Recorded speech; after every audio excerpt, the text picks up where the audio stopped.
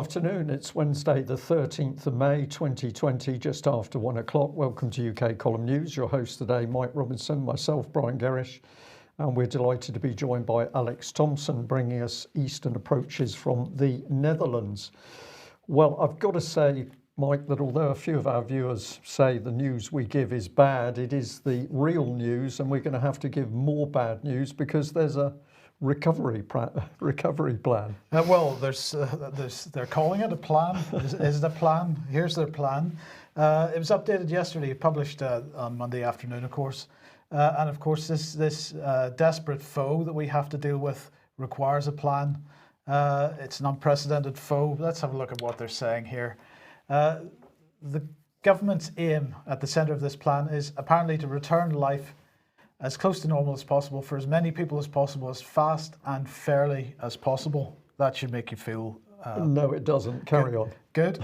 And in a way that avoids a new epidemic, minimises lives lost and maximises health, economic and social outcomes. So they're claiming that this plan is going to minimise lives lost. Well, let's just remember what Neil Ferguson said in an email to one of our viewers. Probably 50 to 70% of the deaths are COVID and 30 to 50 are from people dying from other things because healthcare is overloaded or people feel more reluctant to go to hospital. Well, of course, we know that healthcare wasn't overloaded. Basically, everybody else, other than COVID, nurses and doctors were twiddling their thumbs, not doing very much. And so 30 to 50% is what he's admitting to. The latest Office for National Statistics numbers were out yesterday. Well, we can see that the peak has been passed in terms of overall mortality. Now, of course, that red line that's on the screen there, as we've mentioned before, is total mortality, not just COVID mortality. If we actually put the COVID numbers on that, it doesn't look quite so bad. However, the red shaded area, of course, are what we're calling lockdown deaths. This is the excess mortality that Neil Ferguson talking about, still around the 50% mark, it looks like, on an estimate. But of course, that's assuming that the dotted line is actually COVID mortality. And as we've made the point before, the Italians, when they went back and looked at their numbers, put a figure of 12% on the actual COVID mortality, 12% of the headline figure. So if we change our graph to represent that, then these become the lockdown deaths. Now, as we said last week on a recent programme, this isn't exactly accurate because, of course, we don't know exactly what the COVID numbers are in this country because there are deaths that are attributed to COVID. They weren't necessarily caused by COVID. So that's a bit speculative. The actual result is probably somewhere in between the two dotted lines that we had on there. Nonetheless, the question that we're asking, we're going to continue to ask, and we think that all of you should be asking, is if there are 50,000 excess deaths in the UK, how many of them have been caused by the lockup? Now, Boris Johnson was asked about this, about the excess deaths during Prime Minister's questions just a few minutes ago, and basically said, well, yes, we do recognise that some people have been afraid to go to hospital and to seek medical care for other problems, non-COVID related problems. We hope that they'll start to do that now and go and get the care that they need from this point forward. And there's no comment at this point from the Prime Minister about how many of these deaths have been caused by the British government's policy, and no response to questions, no real response to the questions that are being asked. It's outrageous, Mike. That's the politest I can describe it as, but it's outrageous because Boris Johnson knows that his own cabinet office has been using the behavioural insights team to ramp up fear. Those are the documents the UK column showed, to ramp up fear, and of course the fear has stopped people going into the care system. So Boris Johnson and his government fully culpable in the deaths of people. And Sky News here reporting this extraordinary fact here that care homes have almost been compelled to take people who have COVID-19. Official statistics show deaths in care homes made up 40.4% of the overall number of COVID-19 fatalities across England and Wales in the week to the 1st of May. And when they say almost compelled, what are they talking about? They're talking about local authorities effectively blackmailing care homes with threats of withdrawing financial support if they don't take the COVID people. And of course, it was the Daily Mirror we reported a couple of days ago estimating that the deaths in the care homes between 7,500 and 17,500 and increasing. So essentially, the government knows that by locking up elderly people in a close environment and then introducing people with COVID, you're going to get deaths. And we also have to say that even where they claim that the people going to the care homes for, quote, convalescence, if they've been tested, the tests are notoriously unreliable. And we've had email reports, and we have personal experience here in Plymouth that the same thing is going on in the Plymouth area, in Devon, that these COVID cases are being introduced into the lockdown environment of care homes, and that's going to kill elderly people, and the government knows and presumably doesn't care, Mike. Well, that's how it appears anyway. Now, let's go on with this plan that they've got. Apparently, their future activities are going to be informed by the science. The government will continue to be guided by the best scientific and medical advice. Okay, prove it. Fairness, they say. It's going to be all very fair. It's going to be proportional. They're going to ensure all measures taken to control the virus are proportional to the risk posed. I think we're demonstrating that that has not been the case based on the mortality of non-COVID infected people. Privacy. Apparently the government is going to always seek to protect personal privacy and be transparent with people when enacting measures that, barring this once-in-a-century event, would never normally be considered. So they're writing in this, Brian, that this is a once-in-a-century event. But of course, Bill Gates already talking about pandemic 2. Happening in the imminent future, so is it a once-in-a-century event or not? Well, of course. Well, we could say it isn't, and it is. It isn't in as much as this is a normal winter flu virus. It's not some special foe, which Johnson said in the introduction. In the introduction. Yeah. But how is it that Mr. Gates and other people are so confident that they're going to get a repeat of this thing? And I think a lot of questions need to be asked. Absolutely. Now, of course, this is what they had to say later on. The virus is unlikely to die out spontaneously, nor is it likely to be eradicated. Only one human infectious disease, smallpox, has ever been eradicated. The government must therefore develop either a treatment that enables us to manage it like other serious diseases, or have people acquire immunity by vaccination. Okay, that's what they say anyway. But it goes on to say this will be especially challenging during the winter months, given that COVID-19 shares many of the symptoms with common colds and the flu. So it's looking very like, Brian, we're going to have a pretty unpleasant time in the coming winter as the arguments ensue over whether somebody has symptoms caused by COVID or by something else. And then, of course, the statistics, well, how reliable are those going to be? Because, of course, the Office for National Statistics only publish the information that it's given. And if there's bad information coming from the National Health Service about, levels of COVID as opposed to the normal seasonal flu, then I can see how we may end up back in level 4, level 5 of Johnson's traffic light system very, very quickly. Yeah, because it'll be labelled, 1 minute it's flu, but when it suits the government, it's labelled a special pandemic. And the slide that you've just had on screen, if we can pop it up again, we're now comparing COVID-19 to flu, but Boris Johnson started out by saying, no, this is completely different. We've never seen anything like it. Now, suddenly in this government cabinet office document, it's flu-like. Well, look, that's all true, but you don't need to worry, Brian, because as the government lifts restrictions over the coming months, the public must be confident action will be taken quickly to deal with any new local spikes in infections. To achieve this, the government is establishing a new biosecurity monitoring system led by the new Joint Biosecurity Centre now being established. And who have they put in charge of this? Well, it's this gentleman, Tom Hurd. He is the son of the former Foreign Secretary Douglas Hurd, educated in Eton and Oxford with Boris Johnson, so he grew up with Boris Johnson. He's considered the lead candidate to take over from Sir Alex Younger when he retires from MI6. And so what is this man?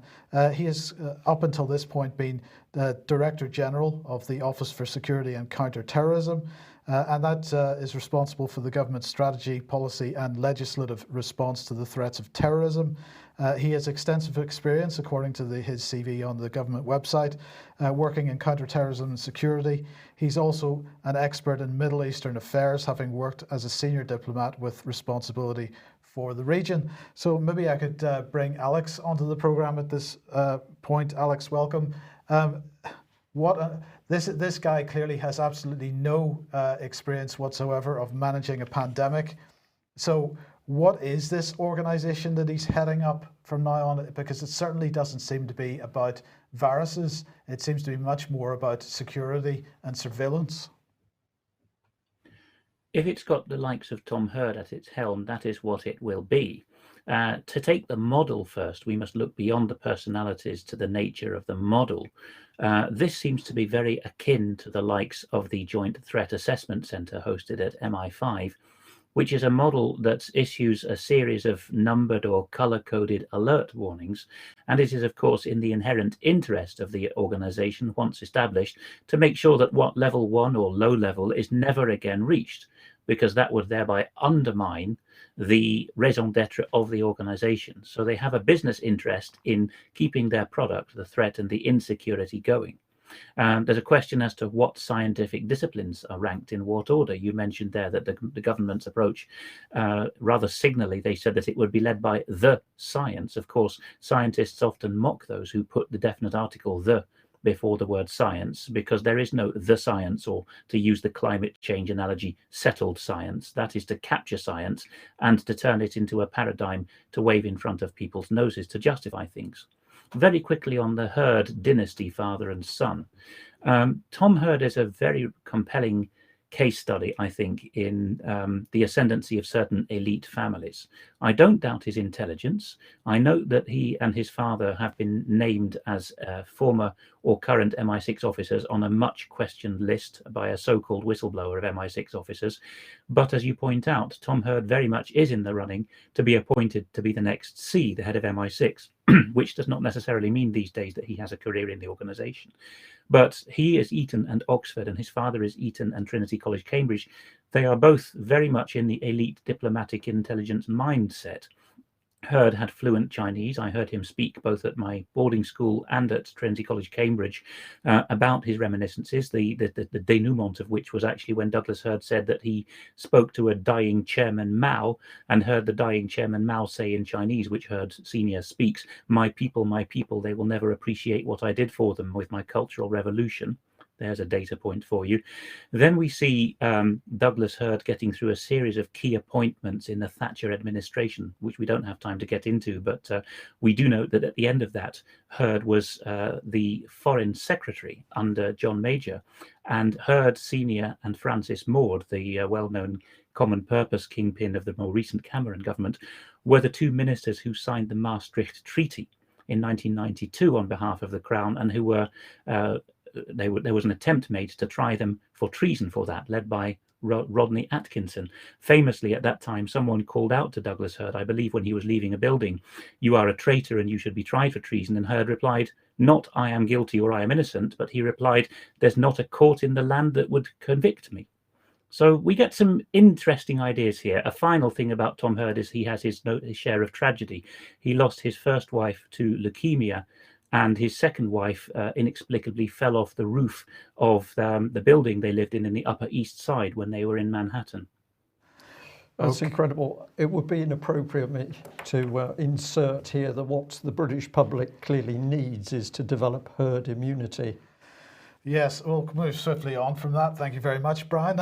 We will just look at what is the situation then? Where does this all fit together? Well, of course, we've got King Mark Sedwill, who is in charge of everything And let's just look at how he's in charge of everything here, because of course he is head of the National Security Council, head of the Cabinet Office, head of the Home Civil Service, and therefore responsible for every government department, has been driving the whole counter-disinformation and media development programme at the Foreign Office, also driving the Rapid Response Unit 77 Brigade, and as head of the National Security Council, also effectively in charge of GCHQ, the Security Service, the Secret Intelligence Service, and now also the Joint Biosecurity Centre. So, Alex, this is quite a little network that he's got going here. No, it's a massive network. There's nothing, there's no precedent for this through the whole Cold War period. I mean, you can see those arrows there that you put on screen. Obviously, we're doing that to show some degree of lateral or hierarchical control. But as you've pointed out here, this Joint Biosecurity Centre is effectively, at that hierarchical level, a fourth and new rival intelligence service. It'll probably end up like all these other recent wheezes since 9/11, being housed by one of the security services. I'll make a little stab in the wind here, shall I? I think that it will be MI6, the Secret Intelligence Service, that acts as host agency. Usually across the river, it's MI5 that acts as host agency for these interagency new style concept centers, but I have a sneaking suspicion, and it will probably indicate a thing or two if I'm right about this, that it might be MI6 that hosts that one. And of course, if it is MI6 that hosts that one and he ends up becoming C, then he doesn't have to change his job role. He maintains his job role going forward, right? Well, as I think you're about to see, this is what happens in the Cabinet Office generally now. It's all about the model, of course, the intellectual property and the replicability of it. So you start off in the public sector and then you spin it out to private. But that also implies within government that you can take your network of cronies, as Sedwell has done, from one part or two of the civil service to another. Yeah, indeed. Well, let's have a look at what's happening with the economy in this amazing plan that Boris has proposed. Of course, they were already talking about VAT deferrals until the end of June to provide a direct cash injection of over £30 billion. Well, of course, that isn't a direct cash injection. That's merely a new debt that companies are having to take on, because they're not having the VAT forgiven. They still have to pay it. It's just pushed back to a later quarter. A business rates holiday worth 11 billion to businesses. Well, okay, that is a holiday, and they don't have to pay that again. Direct cash grants worth 10 or 25,000 pounds for small businesses. Well, I'm not aware of anybody who's received that. If anybody has received that, anybody that owns a small business and has received that, then please do let me know that you have, because I'm not seeing any evidence that any of that money's actually been distributed. The last I heard, the government was claiming a third of it had been distributed, but I haven't heard anything of it from anybody having received it. A package of government-backed and guaranteed loans, which make available approximately £330 billion of guarantees. Now, of course, this is nonsense, because the government is only backing 80% of the loans, so not very much of that money has been distributed up to this point. But again, we're talking debt. And then finally, the furlough scheme has been extended until the end of October. Now, of course, all that has done is pushed the date of people losing their jobs back a little bit further. As somebody was saying to you earlier, Brian, that this, or is this in the next? It's in the next slide. Okay. Coming up. Simple way of doing it. We're just showing the contrast here. What is the mainstream news dealing with? Well, this is Sky breaking. The Department of Education has confirmed that childminders in England can care for multiple children from a single household. So this is major news. Meanwhile, it takes social media to report what's really going on, and that is that the economy and business is being destroyed. So this comment here on Lance Foreman, just spoken to 3 business people who have staff on furlough. Each said they were planning to lay them off at the end of July, but they'll now simply do it at the end of October. The furlough scheme is basically the most expensive unemployment benefit on the planet. And there's another one here. There's hundreds of these.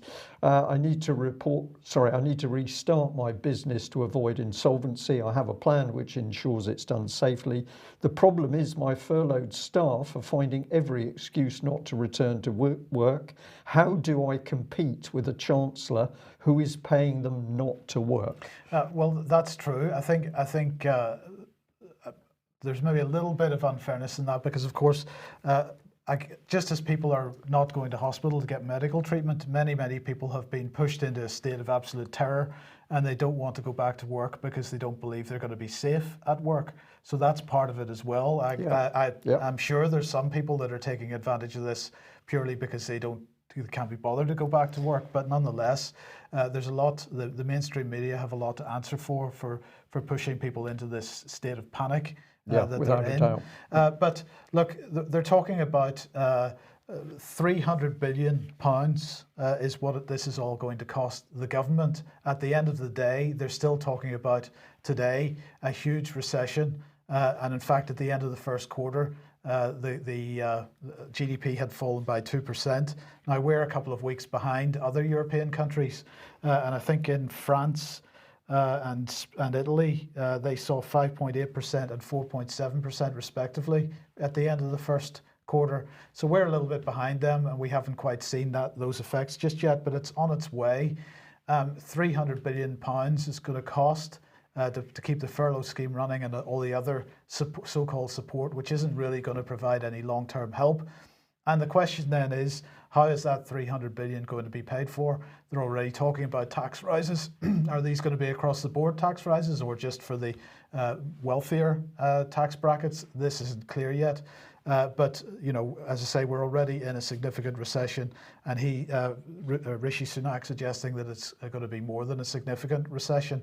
But in the meantime, Brian, I think it was the 4th of May, you were talking about the rethinking and repurposing of government, the fact that government is taking advantage of this current situation to restructure, repurpose, and so on, and they address this in their plan. So we were spot on with that report. Absolutely spot on with that report. As the government navigates towards recovery, it must ensure it learns the right lessons from this crisis and acts now to ensure that governmental structures are fit to cope with a future epidemic. But I thought this was a 1 in 100 years situation. No, we're going to completely restructure everything. This will require a rapid re-engineering of the government structures and institutions to deal with this historic emergency, and also build new long-term foundations for the UK and help the rest of the world. Alex, let me bring you back at this point. What are your thoughts on that little statement? Foundations there has got to be code for constitution, hasn't it? The foundations of the UK, I know that people are semi-literate at the heart of government these days, as they are in the rest of society, thanks to previous government policies. But the idea of new foundations should get people's blood curdling, and then to tack onto it to help the rest of the world, that looks to me like a policy of international aid continuing, with Britain having its soft power hub. Absolutely. Attack on the constitution, a restructuring, a repurposing, and what we're really seeing in that security overview is this is akin to a military dictatorship, which is just slowly creeping in. But what are the public being told? Well, we couldn't get anything better than our local MP here, Johnny Mercer. Here comes Johnny, as we like to say. He's been pushing out government policy. He says that it's not Westminster Voice in Plymouth, but Plymouth's Voice in Westminster. But of course, what does he constantly push out? The government line. And this was the latest. So here we are, coronavirus outbreak, frequently asked questions, what you can and can't do. And when you click the little button down here, where you go straight into the sort of guidance that Mike has already been taking you through.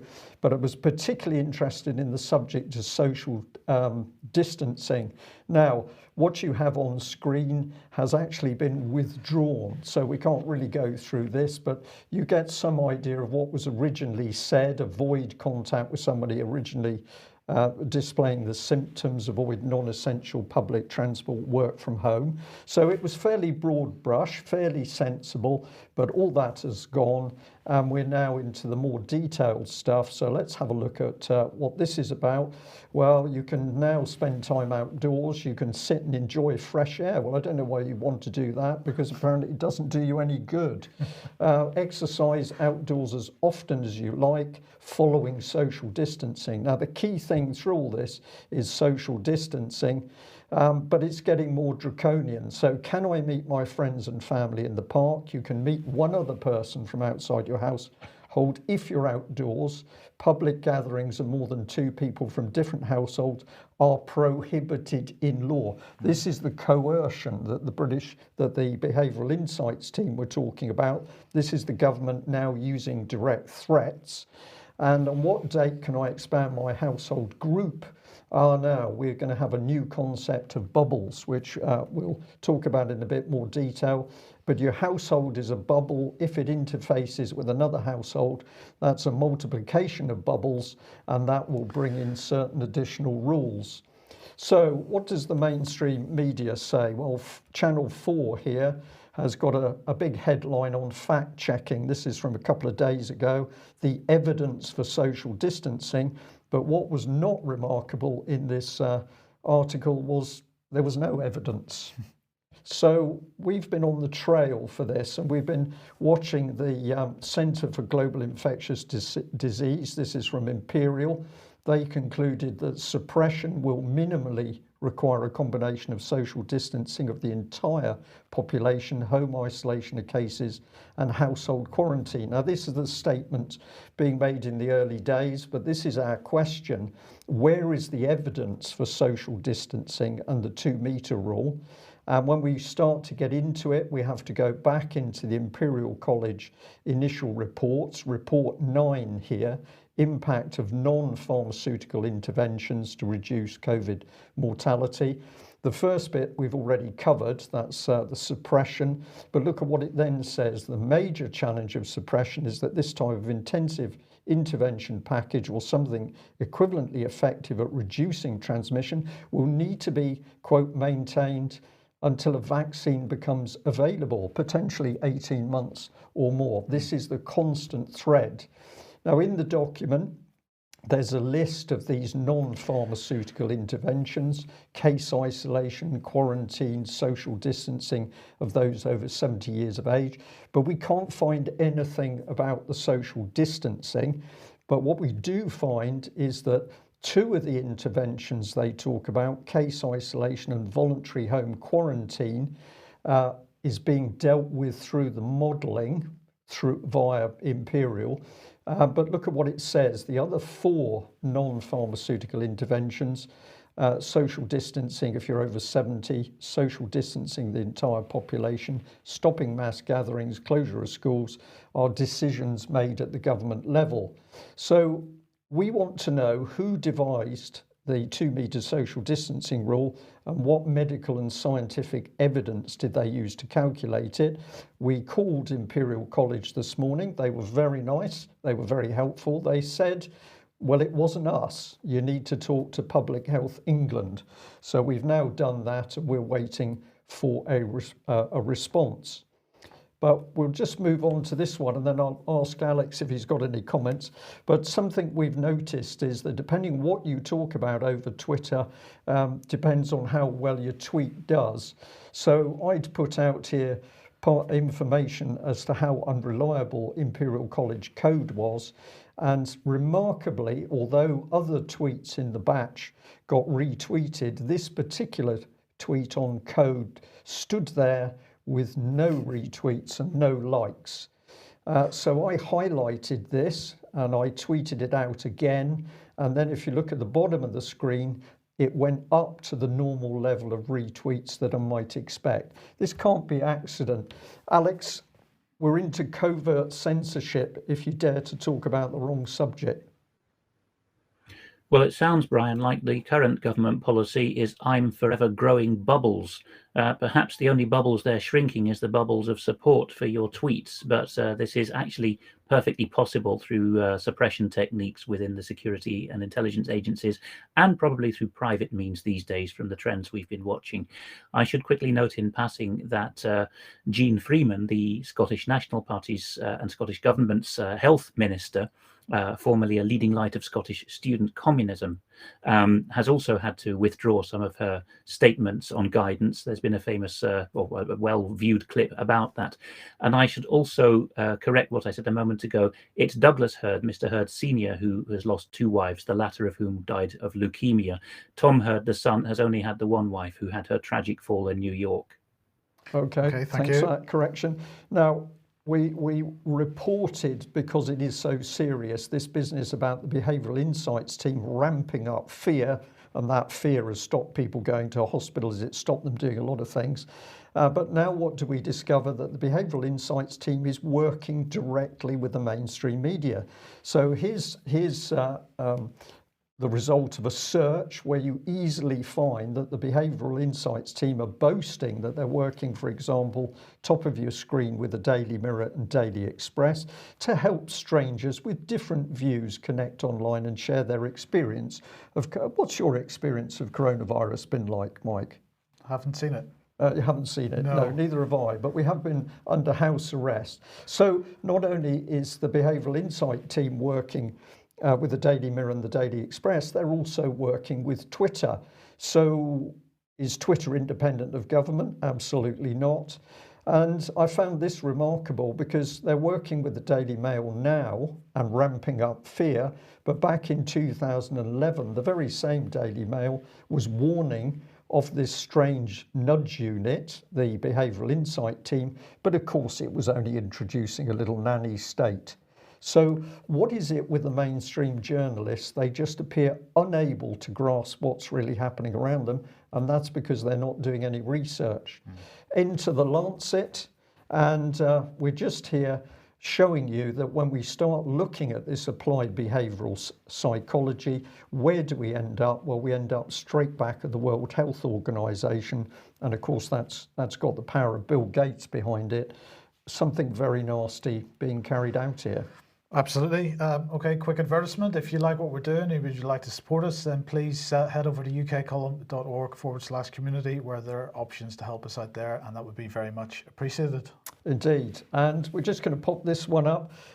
Email from Australia. We know that over the last few UK column reports, we've had a truly amazing response, but somebody here saying, writing from Australia, since the COVID-19 situation occurred, I've been watching the BBC each night to try and catch up on what's happening over there. We have a son living in London. Of course, we've been very concerned with the events happening. However, one thing I've noticed is something strange. The stories are long and have a, quote, very propaganda feel to them. Is it just me? Well, we're going to say, Gary, it's absolutely not just you. You are watching pure propaganda, especially from the BBC. But thank you for taking out a UK column subscription. Okay, now speaking of social distancing and what's coming next, Alex, I think you're being very unfair to China here. Yes, possibly because the timing in Italy is before that of China. But on the left, we have Richard Reichel sharing several shots of the return of Chinese primary school pupils to school. And you can see that some of them are wearing welding masks with face masks under them. These are 5-year-olds by the look of them. And on the right, you can see, of that left-hand image, the right pane of that, you can see other solutions involve perspex or plexiglass edges to the desks, making it impossible to communicate or stretch with other desks, and even 3-sided yellow plastic cubicles. Now that's China, and Mr. Reichel's entitled that Welcome to the New World Order. But on the right, as reported by ANSA, a leading Chinese news agency, in its law and education section, they're reporting that Varese, an Italian commune on the border with Switzerland, is running a pilot in a particular school where, a nursery actually, asilo is a kindergarten, where 150 children are wearing these bracelets. This child, of course, has got pixelated eyes, but he's wearing a mask as well. These bracelets will start bleeping and buzzing. I don't know if there's any shock or pain involved, I think not, but bleeping and buzzing if the children get within the prescribed distance of each other. I think they've set a meter or 3 feet for these children, because everyone has different distances. In some Dutch shops, it's 1.5 meters. In Germany, says 1.4 or 1.6. There's no continuity. But these children, according to the director of that nursery, are being told that it's a game so that they don't get frightened by the idea. And this supposedly will allow them to get back to their educational program. And at the bottom, the director notes that they're actually charging the parents several dozen euros a year for the privilege of these bracelets, and they intend to spin them out if it's successful. Okay, well, Vanessa was pushing this out on Twitter earlier on today, saying that she finds these images deeply disturbing. Children should not be deprived of sensory contact, hugs, social interaction. Denmark, Edinburgh, France, expert consensus is COVID-19 does not affect children. Why are these traumatic measures necessary is what she's asking. And so they're queuing up to get into school, just like outside the supermarket. But then when it comes to playtime, well, it doesn't look like there's too much play going on there, Brian. Terrific. And how about dinner? Well, in fact, you're not allowed to talk to your friends anymore. Yeah. What is this doing to the minds of the kids? It's damaging the minds of the children. It's depressing them, and of course, the fear factor can do long-term damage, and it can do long-term damage to adults, particularly if they've got an underlying mental health problem. So the government knows this, but simply doesn't care about the deaths or the mental health damage. So, Alex, what are the Netherlands up to? Well, it's they say in the Netherlands that Amsterdam is a law unto itself, or a country of its own, and that you can see it at times like this. People should not take this as typical of the Dutch mentality, but CNN Travel is reporting that a trendy concept restaurant in Amsterdam is offering vegan-only meals in these little dining booth greenhouses. Of course, the Dutch are very big on greenhouse construction, and this way you can observe your quarantining and your social distancing while still popping out of the house to eat. So whether that catches on, I don't know, but it has a link with the next slide in terms of tongue-in-cheek concepts, which actually sell something of the New World Order. Because on the next slide, you can see, as reported by the Italian website Domus, that a pair of German designers are suggesting these space-age helmet bubbles, back to the bubble theme, as a way of circumventing quarantine without having to wear a mask. Of course, there's lots of footage circulating of German policemen and supermarket security guards beating people up and arresting them for not wearing their mask. Then you can see that the highlight there, Wedding is actually a suburb of Berlin. You can see that the model, the male and female, are showing how you can wear your space age helmet on the metro, how you can happily sit in your seat looking a bit like a cosmonaut, how you can get on the elevators and walk through public buildings wearing these sort of plastic items, make a phone call. This obviously is very tongue-in-cheek here, but a gentleman's walking in with a bubble on his head trying to make a phone call, not working. By the way, the designers say that they will modify these bubbles as an alternative to masks. They will fit snorkels to them optionally, or they will also allow people to have different air filters. So and they've also put public broadcasting equipment in them if you need to be out on the streets protesting or addressing the public.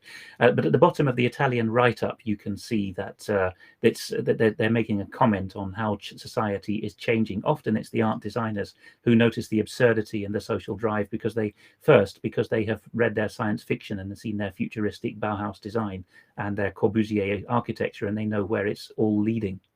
Yeah.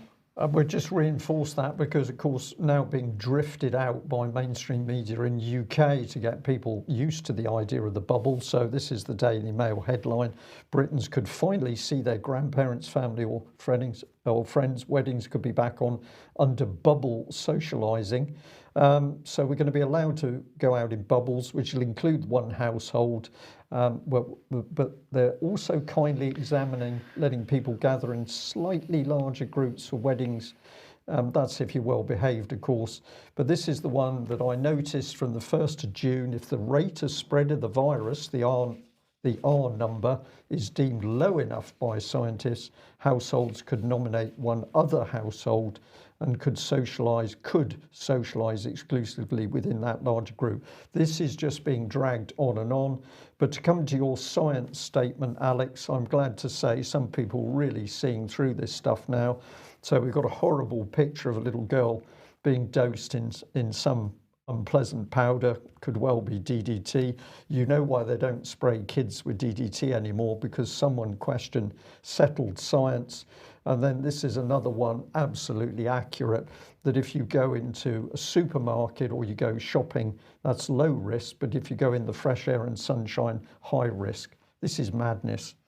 Yeah, well, don't worry, because the government's on the case, and Genomics England have been commissioned to run a COVID-19 study, and they will be collaborating with the NHS and Genomic consortium to sequence the whole genomes of people who've had COVID-19.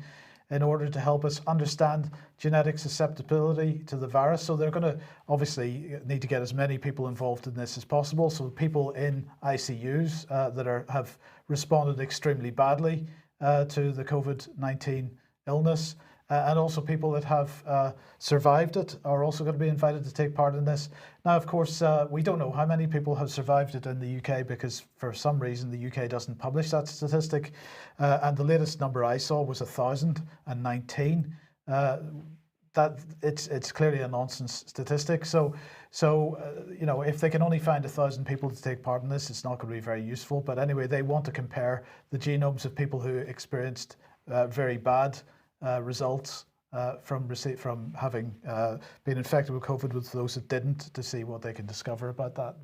Indeed, and just give this as a pointer for people, what's coming, who is driving all of this agenda? Well, you've got to start coming back to organisations you might not sort of expect to be involved. The Office of Gordon and Sarah Brown, oh, they've been very busy. There's a list of names under this headline: Global leaders demand G20 task forces set up to coordinate a coronavirus response. It's about 3 or 4 pages of names, and of course it includes such upstanding names as Tony Blair.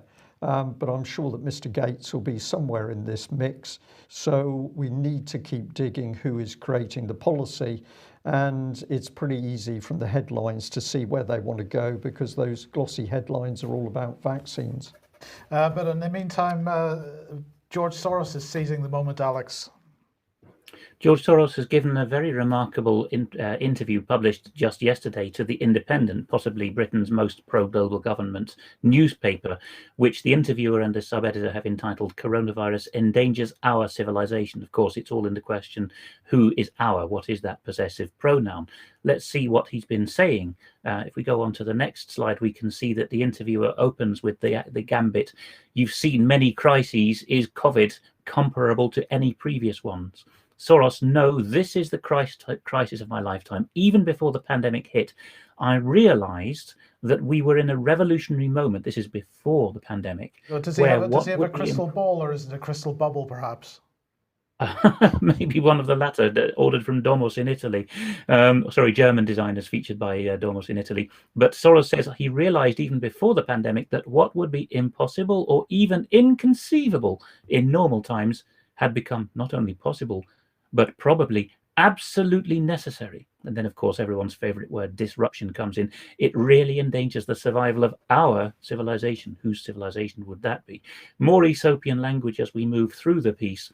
We see a further question: what role does the European Union, your home, in other words, he doesn't have a country as his home, he lives in the European Union, what role does the EU that you care about so much, O divine George, play in this power struggle? And he replies, I'm particularly concerned about the survival of the EU because it is an incomplete union. So he's appropriating the language of the US Declaration, the US Constitution of 1787 in order to form a more perfect union, to move from confederation to federation. Soros says that as of 2019, the EU was in the process of being created. Well, that took a lot of time, didn't it? 60 years or at least 20 if you count from the most recent treaties that really federalized the EU. But he says it was still in the process of being created. But the process was never completed, and that makes Europe, by which he means the EU, exceptionally vulnerable. More vulnerable than the US, says Soros, because it's an incomplete union, but also because it's based on the rule of law, i.e. the US is not, in Soros's view. So he's not talking about constitutions. He's talking about the rules-based international order, particularly as adjudicated by judges, I think. This is what Mr. Soros is getting at here. And do we have one more slide, I think, of Yes. Soros? Are we done there? Yes. This comes to the point of a recent ruling this week by Germany's Federal Constitutional Court, which the long and the short of it is that the Constitutional Court told the German government that it was not in a position to get involved with Eurobonds. And Soros says he takes this extremely seriously. It could destroy the European Union as an institution based on the rule of law. Well, the EU does not have a constitution. So again, he's talking about his judges in place, isn't he? And he says that the German Constitutional Court is going to find itself clashing with the European Union's own ECJ or CJEU to see which court has precedence. Well, in that, he's of course right.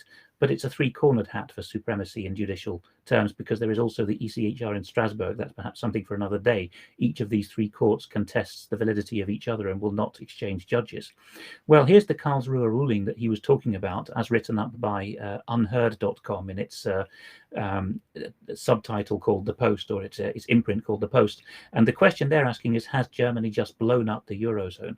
I know we're on the stops for time, but the point they're making, Mike, is perhaps one you want to speak to, which is that the German Constitutional Court has said that it's the EU's own law, Lisbon Treaty Article 125, which makes it impossible, unlawful for the EU to issue debt instruments.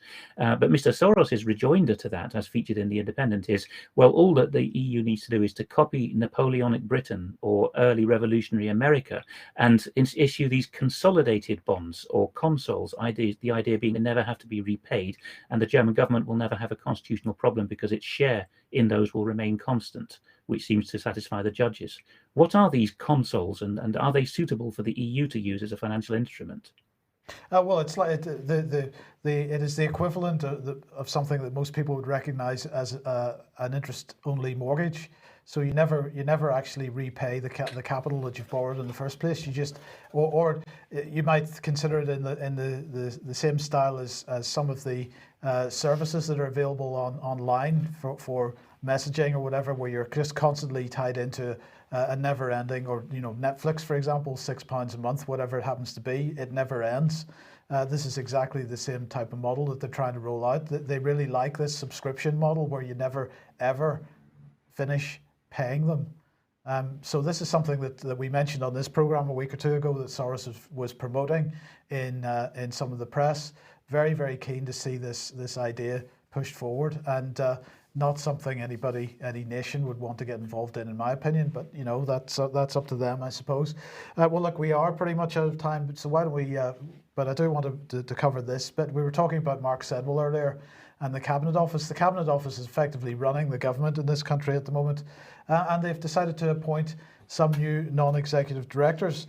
Now, before we show you who they are, Brian, non-executive directors, this isn't really something you'd expect to see in government. This is something you'd expect to see in a corporation. Corporation or a company, a non-executive director who's brought in because of special knowledge or advice they can give the running of the company, but they don't form part of the executive. We've seen these people as business advisors to the government, but now they're being brought right in alongside the heart of government, the Cabinet Office. This is unbelievably dangerous. The last dangerous organisation we saw in bed with the Cabinet Office was, of course, the political charity Common Purpose, where there were meetings that took place and the minutes were ingested in order to deny the public clarity as to what was actually happening. So I think this is very, very serious. So they're saying that the new board members will work with civil servants and ministers across all areas of the Cabinet Office to help focus on the government's priorities, including responding to the coronavirus pandemic, preparing for the end of the EU exit transition period on the 31st of December this year, and strengthening the integrity of the Union. Now, I'm not clear whether that's the United Kingdom Union or the European Union, but anyway, they just call it the Union. And so who are these non-executive directors? Well, we have Lord Hogan Howe of Sheffield. Now, of course, he was Commissioner for the London Metropolitan Police from 2011 to 2017. Prior to that, he was HM Inspector of Constabulary and Chief Constable of Merseyside Police. He was elevated to the House of Lords as a crossbench peer in 2017. He's a trustee of the Arise Foundation and a patron of the St Giles Trust. Then we've got Baroness Finn of Swansea. She was the Cameron Clegg government's advisor on industrial relations, and then became a special advisor to the Cabinet Office, the Foreign Office, and the Department for Business Innovation and Skills. She became a Tory peer in 2015. She's the co-founder of FMA Limited, which is a consultancy of some kind, and she serves on the audit committee of Arbuthnot, Latham and Company, a member of the Advisory Council to Transparency International, and a trustee of the think tank Demos. Well, Demos brings you straight back to Common Purpose, because at one stage they were sharing office facilities, I think I'm correct in saying, and of course we've shown at the highest level of the Cameron Gus O'Donnell government, we had Demos Links and the Young Foundation coming in. So this is the thing really now fusing. This is fusion, in my opinion. Absolutely. Mike. Alex, how appropriate is it to have what's effectively a policy lobbying organisation right in the heart of the Cabinet Office in this way? Well, should the Cabinet Office exist is a big question through the 20th century. And then the bigger question is, what does it do? It starts off coordinating in the First World War period and ends up telling governments what to do and even being superior to the Treasury. But if you have a ministry, including the Cabinet Office as a central ministry, you have ministerial responsibility. You need to know whom to fire. And so the Cabinet Office minister is supposed to carry the can for all decisions. But if you've got people with much more financial interest and clout than a Crown Minister in sitting in with that, that does not work at all. I mean, the idea of an NED, the traditional British model for an NED, is that a large corporation, in fact, Nat West did this with Douglas Hurd after he was elevated to the peerage and resigned from being Foreign Secretary and an MP. They will bring a retired British politician in for half a day a month for a fat salary, really to steer them through legislative minefields, perceptual and PR issues, how to sell the brand. That does not fit at all with representative government, but it does, of course, with participatory democracy. Absolutely. So let's move on. The third of the new non-executive directors is Henry de Zoet, and tech entrepreneur is how they describe him, co-founder of an organization called Look After My Bills, which is one of these compare websites for energy bills. Used to serve on the board of 38 Degrees, the campaigning organization. So again, we've got campaigner and so on. But he was also a special advisor in the Department of Education. And finally, we've got the Right Honourable Gisela Stewart. She, of course, Labour Member of Parliament for Birmingham Edgbaston from 97 till 2017. Health Minister. Also served on the Intelligence and Security Select Committee. So this is quite a little batch they've got brought in there, Alex. Just some final thoughts on that. If you look at the skill sets that they have there, it does seem to be managing public views, doesn't it? So is the Cabinet Office, what is the golden egg that the Cabinet Office lays? Is it that it has the ability, through being a shell of government, to put tests in place, pilot schemes, such as behavioral insights? Is it that you bring these corporate people in and they say, we would like to know how to get the public to think X or do Y or refrain from Z? And once that model's been perfected, Cabinet Office PLC, as it were, Cabinet Office Inc. will take over and spin out the model, perhaps for more pecuniary considerations. I think that's probably what's going on here. Yeah, whatever it is, it's, my opinion, not constitutional, and people have got to root it out. Absolutely. Where do we go from? Well, we'll end the news at this point because we've run on. We've got a few more subjects. We'll hold those in reserve. Are we going to manage a film? I think we might do to play out. I see. So yes, right. I'm going to say a big thank you to everybody who supported the UK column. Huge amount of appreciation for our exposure on the fear factor of the Behavioural Insights team. Many people clearly understanding what that was about. Thank you for all the emails of support we've had. Thank you for the donations we've had. And also a big thank you to our American audience, which we understand really picked up on some of the things we've been talking about. So we can only do it with your help. Thank you very much. And we're going to play out with a little film clip, which we think is very pertinent to what is happening around us in this madness, this contrived madness of COVID-19. Thank you. Please follow the government rules at this time. You must stay home. Only be outside for food, for health reasons, for exercise, or if you're an essential key worker.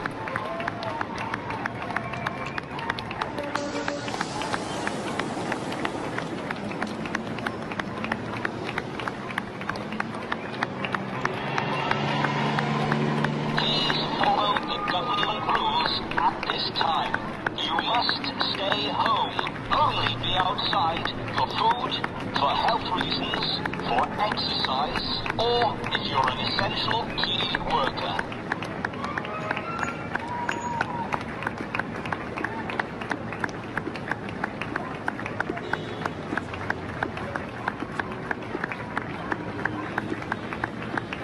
Please follow the government rules at this time.